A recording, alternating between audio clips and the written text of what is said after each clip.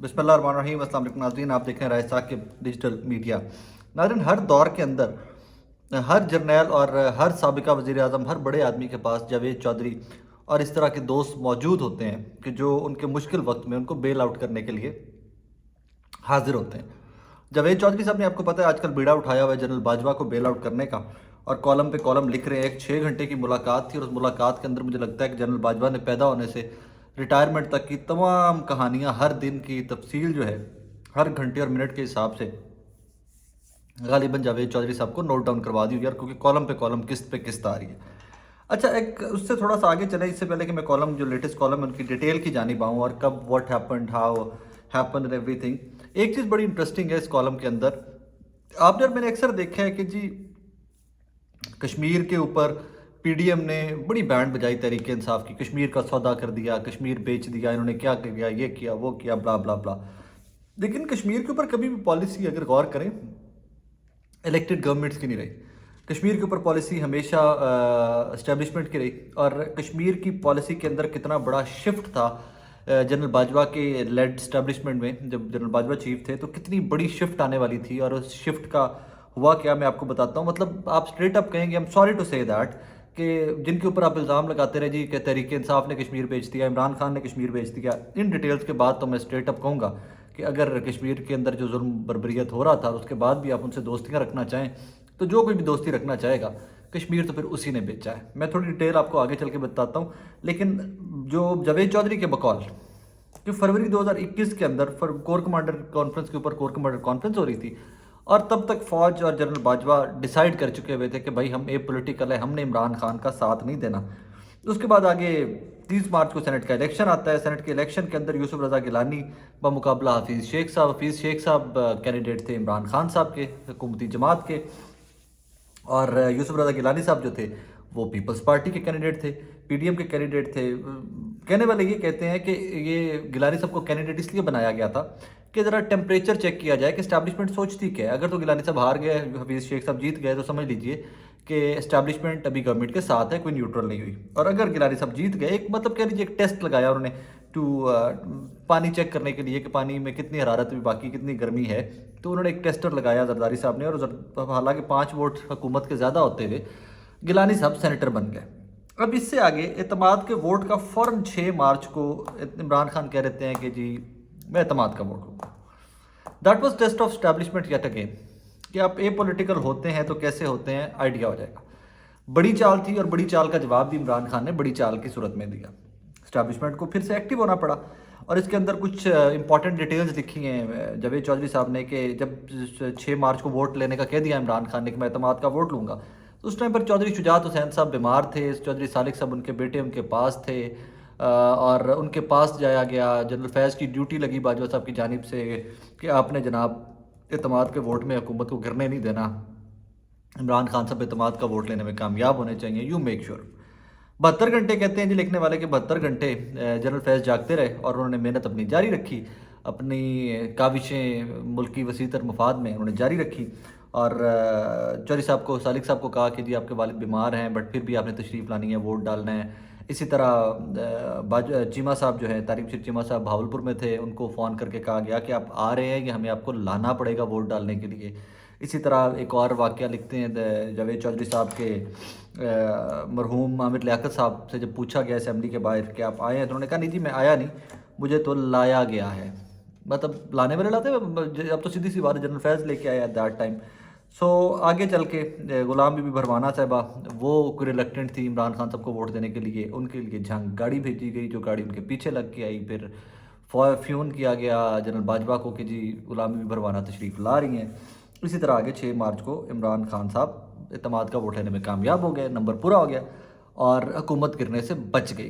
तो यहाँ पर फिर से परेशान थे अपोजिशन ना, कि यार एक ही कहानी हुई है साढ़े नाल। अब यहाँ पर एक दो चीज़ें इस कॉलम के अंदर बड़ी इंटरेस्टिंग है नाज़रीन।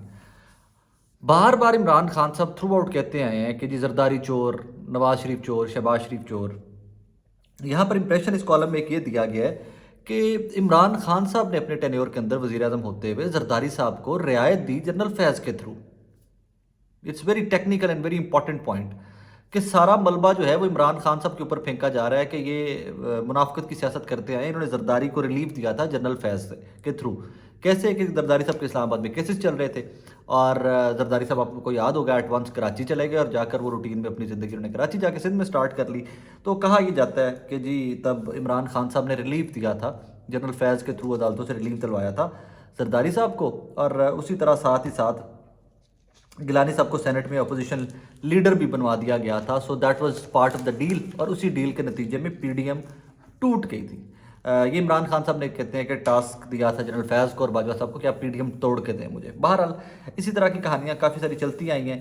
آگے ستمبر 2020 میں ایف اے ٹی ایف والا معاملہ اینڈ آل دیٹ, تو اس میں بھی کہتے ہیں کہ جی ملک محمد احمد صاحب کا آپ نے پہلے بھی نام سنا ہوا ہے کہ ملک محمد احمد صاحب بڑے ایکٹیو رہے ہیں اور وہی اسٹیبلشمنٹ کے پیغام نون لیگ کے پاس لے کے آتے تھے, پی ڈی ایم کے پاس لے کے آتے تھے, ان کے پیغام باجوہ صاحب کے پاس لے کے جاتے تھے. تو ان کو پھر کہتے ہیں جی اس کے بعد ایف اے ٹی ایف کے بل کی منظوری کے بعد باجوہ صاحب نے فون پر کہا کہ بھائی کہہ دو نون لیگ سے یا کہہ دو باقی جماعتوں سے, اپوزیشن سے کہ مایوس مت ہوں, آج کے بعد ہماری انٹرفیرنس نہیں ہوگی, آج کے بعد ہماری طرف سے کسی کو فون نہیں آئے گا. ٹھیک ہے جی. اب آگے اب میں نے فروغ نسیم صاحب والا واقعہ پہلے بھی آپ کو سنا چکا ہوں کہ جو جوید چودھری صاحب نے ایک شو کے اندر بتایا کہ جی کیسے جب باجوہ صاحب نے پوچھا کہ 5 سال کمپلیٹ کرنے چاہیے نہیں کرنے چاہیے اینڈ آل دیٹ. مطلب کہانیاں ہیں, مطلب ایک لمبی چوڑی کہانی لکھی ہوئی ہے اس میں. صرف اینڈ میں مقصد ایک ہے صرف کہ جو اچھا ہوا اس ملک کے اندر وہ صرف باجوہ صاحب نے کیا اور جو خراب ہوا وہ عمران خان صاحب نے کیا. آگے ایک وہ گیس کا واقعہ لکھتے ہیں جی کہ باجوہ صاحب کے بڑے اچھے تعلقات تھے قطری فیملی سے, وہ قطری فیملی رائل فیملی کے پاس گئے, وہاں سے گیس لے کے آئے. انہوں نے کہا جی ہاں اللہ کے ہمارے چائنا کے ساتھ ڈیل چل رہی ہے بٹ پھر بھی آپ ایک ہی دفعہ میں گیس لے لیں جتنی آپ کو چاہیے. تو 2 جرنیلوں کے نام لکھے ہوئے اس کے اندر کہ جی 2 جرنیل جو ہیں ان کی ڈیوٹی لگائی گی باجوہ صاحب نے کہ آپ گیس لے لیں جتنی چاہیے, آپ اس پہ ڈیل کر لیں. تو ایک جنرل صاحب نے کہا جی کہ 10 جہاز چاہیے ہمیں, ایک نے کہا جی نہیں ہمیں 3 ہی بہت ہیں.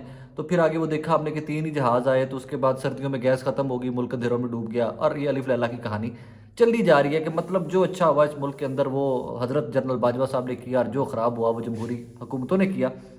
اور پھر یہ لوگ اپنے آپ کو کہتے ہیں سینئر صحافی, یہ صحافی وہ صحافی اینڈ آل دیٹ, کہ آپ نے کلین چٹ دینا مقصد ہے صرف اور صرف جنرل باجوہ کو ان تمام کالمز کی سیریز کا کہ میں تو ولی اللہ تھا اور عمران خان اور باقی ساری جمہوری طاقتیں جو تھیں یہ تو سارے بڑے ہی جاہل اور بڑے ہی نکمے قسم کے لوگ تھے, اور دیکھو میں نے کیا کیا کیا ملک کے لیے اور مجھے اینڈ میں کیا کریں. اس طرح کا امپریشن ہر کالم کے اندر دینے کی کوشش کی جاتی ہے.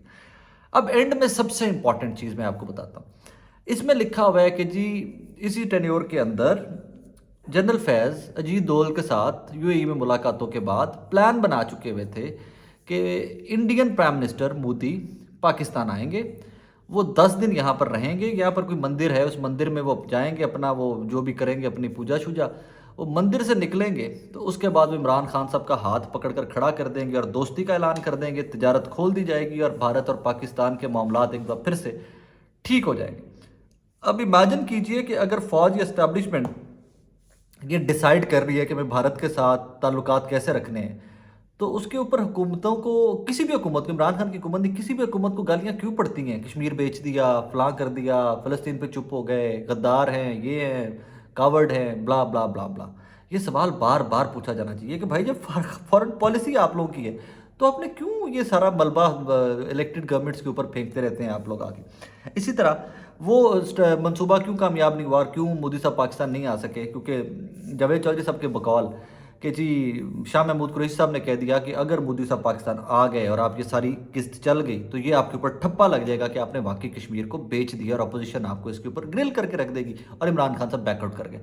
بالکل یہ فیکٹ ہے کہ اگر آپ نے پہلے ایک بیانیہ بنا دیا ہوا ملک کے اندر کہ جی عمران خان نے اور تحریک انصاف نے کشمیر بیچ دیا, اور جو بیانیہ بنا رہے ہیں آپ ان کو شٹ اپ کال اسٹیبلشمنٹ نہیں دے رہی ہے ایٹ دیٹ ٹائم, تو پھر وہ اس طرح کے اسٹوپڈ سے اسٹیپ کے اوپر کیوں آپ کے ساتھ اگری کریں گے؟ Why would they stand by, why would they stand next to you کہ ٹھیک ہے جی مودی صاحب آئے, ہم تجارت کے لیے ریڈی ہیں اینڈ آل دیٹ. ہر سیاسی جماعت کو اپنی سیاست بھی تو بچانی ہوتی ہے. لیکن میں اس چیز کا ہمیشہ سے خیر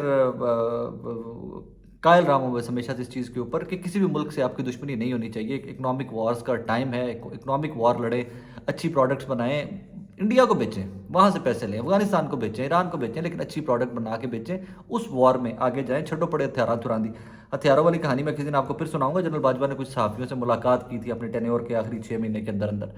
اس میں جو باجوہ صاحب نے کہانیاں سنائی تھی اپنی فوج کی حالت کے اوپر اور انڈیا کی حالت کے اوپر اور اسرائیل کی حالت کے اوپر اور یو اے ای اور دبئی کے اس کے اوپر سعودیہ کے اوپر جنہوں نے باتیں کی تھی، میں آپ کو بعد میں سناؤں گا. بڑی ریئلسٹک اپروچ تھی جنرل باجوہ کی، ایون دو کہ ہمارے مسلمانوں کو اور پاکستانیوں کو وہ اپروچ کسی بھی طرح پسند نہیں آنی تھی. لیکن ایک بندہ خود سے بتا رہا ہے اگر آپ کو کہ ہم جنگ کے قابل ہی نہیں ہیں بھائی، انڈیا بہت بڑا ہے ہم سے، تو ہم تو جنگ کے قابل ہی نہیں ہیں، تو پھر آپ کو سمجھ آ جانی چاہیے نا کہ چیزیں کس طرف جا رہی ہیں. بہرحال کہانی وہی ہے اینڈ میں کہ جاوید چودھری صاحب ہو جائیں، حامد میر صاحب ہو جائیں، یہ بڑے بڑے لوگ جو بظاہر بڑے بڑے صحافی ہیں، انہوں نے ہر وقت میں کسی نہ کسی کو کلین چٹ دینے کی تھامی ہوتی ہے. سہیل چودھری، نصرت جاوید صاحب ہو جائیں، زرداری صاحب ہو جائیں، معاملات دوستیاں ہوتی ہیں سب، دوست ہماری بھی ہوں گی چھوٹے موٹے اپنے لیول کے لوگوں سے، لیکن کلین چٹ دیا جانا یوں کہ کسی کا وکیل بن کے کالم لکھ دینا اور لکھی جانا، سمجھ تو باہر ہے، لیکن وہ لکھی جا رہے ہیں، ہم اور آپ پڑھی جا رہے ہیں، اسی طرح ملک چلی جا رہا ہے.